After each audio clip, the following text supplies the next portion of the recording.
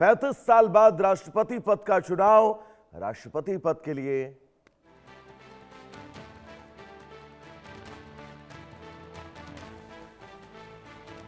आज संसद में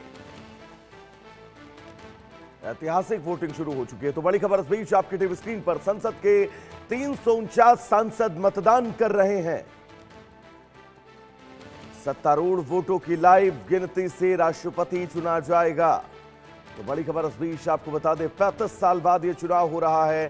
बीएनपी के नेता मिर्जा फखरुल इस्लाम की जीत लगभग तय मानी जा रही है। विपक्ष की ओर से जमात इस्लामी समर्थित गठबंधन प्रत्याशी है। तो बांग्लादेश की नई सरकार में कट्टरपंथी असर अब और भी ज्यादा गहराने के संकेत मिल रहे हैं।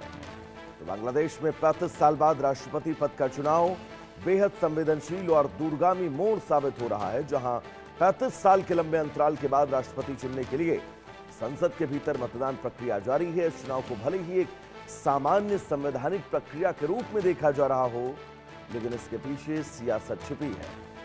सियासत बांग्लादेश को एक कट्टरपंथ की नई राह पर ढकेलने की। संसद में 2/3 बहुमत वाली सत्तारूढ़ बीएनपी के उम्मीदवार मिर्जा फखरुल आलमगीर का देश का 23वां राष्ट्रपति बनना लगभग तय है। लेकिन इस पूरे चुनावी घटनाक्रम का असली रणनीतिक केंद्र बिंदु कट्टरपंथी संगठन जमात इस्लामी बना हुआ है। शेख हसीना सरकार के पतन के बाद देश में बदले राजनीतिक परिदृश्य और हालिया आम चुनाव में मुख्य विपक्षी ताकत के रूप में उभरी जमात इस्लामी ने 11 दलीय विपक्षी गठबंधन के जरिए कर्नल रिटायर्ड ओली अहमद को मैदान में उतारकर अपनी मजबूत मौजूदगी दर्ज कराई है। राजनीतिक विश्लेषकों का स्पष्ट मानना है कि चुनाव की प्रक्रिया केवल एक औपचारिक शीर्ष पद भरने तक सीमित नहीं है, बल्कि ये बीएनपी सरकार पर कट्टरपंथी इस्लामी गुटों की पकड़ को और मजबूत करेगी।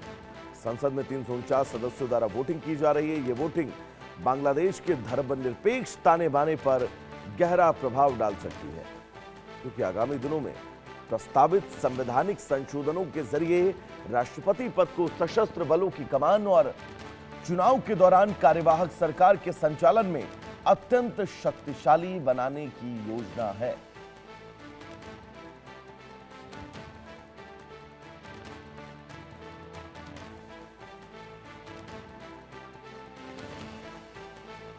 संसद में 349 सांसद मतदान कर रहे हैं, लेकिन दर्शकों यह समझना बहुत जरूरी है कि पूरा मामला है क्या।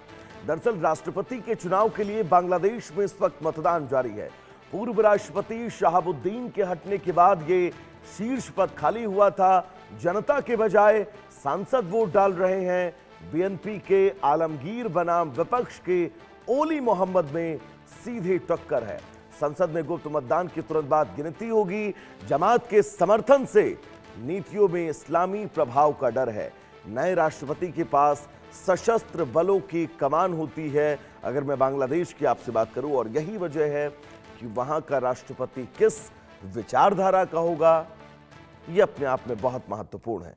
रैनिक हमारे साथ जुड़े हुए हैं। रैनिक, 35 साल बाद बांग्लादेश को उसका राष्ट्रपति मिलने वाला है, लेकिन यह चुनाव कट्टरता की दिशा में आगे बढ़ता हुआ दिखाई दे रहा है। एक बार इस वोटिंग को लेकर अपडेट दीजिएगा, और साथ ही क्या यह मानकर चला जाए कि बांग्लादेश को अब एक कट्टर राष्ट्रपति मिलने वाला है?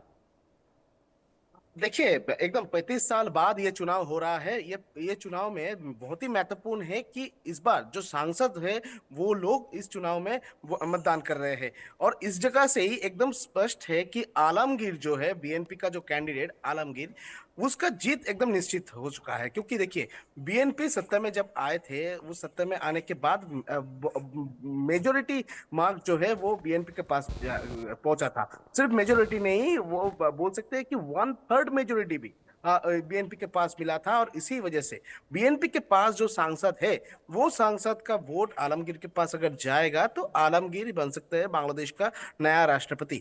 35 साल बाद ये राष्ट्रपति का चुनाव हो रहा है, और उसमें जो देखने को मिल रहा है कि एक तरफ बीएनपी का कैंडिडेट दिया गया है, दूसरी तरफ बीएनपी का ऑपोजिशन जो है उनके तरफ से भी कैंडिडेट दिया गया है। सब लोग मिलकर एक जोड़ बनाकर कैंडिडेट दिया गया है।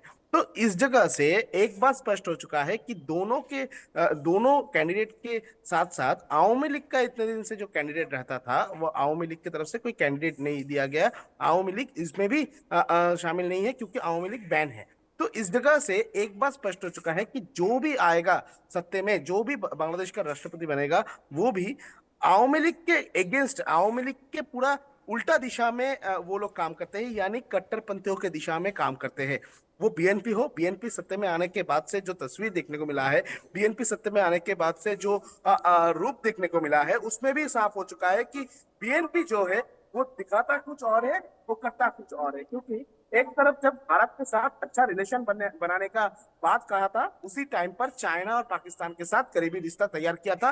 चाइना सफर भी बीएनपी प्रधान की तरफ से किया गया था। तो इस तरीके का जब सिचुएशन तैयार हो रहा है बांग्लादेश में, तो इस जगह में बीएनपी का कैंडिडेट अगर सत्ते में आएगा, राष्ट्रपति अगर होगा, तो उनके हाथ में, जैसे कि आप कह रहे थे कि उनके हाथ में जो सशस्त्र बल, उनका कमान रहता है, मगर कमान उनके हाथ में रहेगा, मगर उनका कमान जो है वो बीएनपी के हाथ पे रहेगा। तो इस जगह से बोल सकते हैं कि बीएनपी पूरा राष्ट्रपति के ऊपर उनका कंट्रोल जो है वो बना रहेगा। तो इसी जगह से एक बात स्पष्ट है, जैसे कि आप कह रहे थे कि कट्टरपंथियों का क्या रूप देखने को मिलेगा। हाँ, देखने को मिलेगा, क्योंकि जिस तरीके का रूप बांग्लादेश गवर्नमेंट का देखने को मिलेगा, उसी तरीके से राष्ट्रपति का रूप भी देखने को मिलेगा। तो इसी जगह से एक बात स्पष्ट हो चुका है कि बीएनपी किसी भी हालत पर ये सत्ता को छोड़ना या उस पर लूज देना नहीं चाहते हैं, और इसी वजह से बीएनपी की तरफ से आलमगीर जैसे लोग को अभी कैंडिडेट किया गया है। अगर बात किया जाए तो पिछले राष्ट्रपति जब देश छोड़े थे, उस टाइम पर भी अगर देखा जाए तो बीएनपी का प्रेशर उनके ऊपर था। वो आवामी लीग का करीबी थे, और इसी वजह से बीएनपी की तरफ से उनके ऊपर प्रेशर क्रिएट किया गया था। उसके बाद ही उनकी तरफ से इस्तीफा दिया गया था। और उसके साथ साथ ही बीएनपी छात्र संगठन हो, और जो भी और भी पार्टी हो, उनकी तरफ से भी अगर देखा जाए तो सपोर्ट जो है वो उनका जो कार्यक्रम है, उस कार्यक्रम में कट्टरपंथियों को समर्थन जो है वो देखने को मिलता है। वो यानी जमात कि एक के बार टाइम पर इस चुनाव को लेकर अपडेट क्या है, प्रक्रिया बांग्लादेश के अंदर राष्ट्रपति चुनाव को लेकर क्या होती है? सिर्फ सांसद ही वोट डाल सकते हैं, वोटिंग शुरू हो चुकी है, वोटिंग के साथ ही क्या मानकर चला जाए, कब तक के काउंटिंग जो है वो कंप्लीट हो जाती है और नतीजे सामने होते हैं, ये वोटिंग प्रक्रिया एक बार समझाइएगा दर्शकों को।